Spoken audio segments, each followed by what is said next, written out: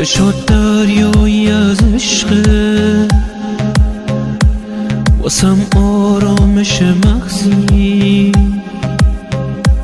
چه بی منت دوستم داری، واسم یک دنیا میارزی.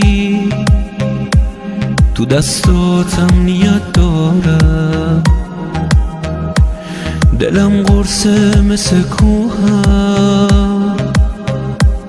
بهم دلگرمی میبخشی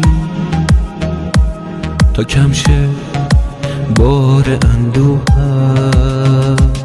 پدر عشقم، پدر دینم، پدر دنیا و آیینم، پدر روحم، پدر جسمم، پدر تو دین و ایمونم. پدر عشقم، پدر دینم، پدر دنیا و آیینم، پدر روحم، پدر جسمم، پدر تو دین و ایمونم.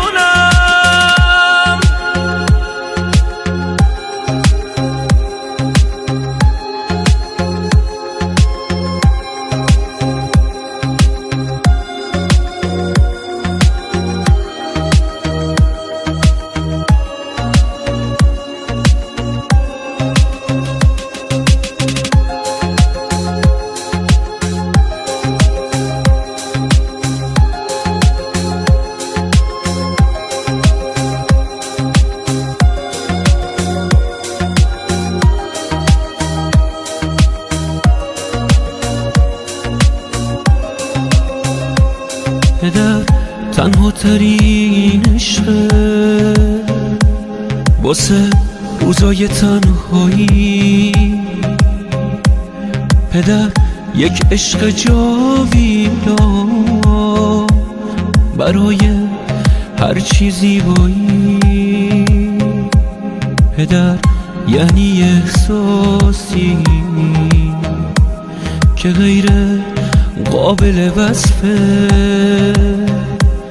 پدر یعنی سکوتی که واسم زیباترین حرفه.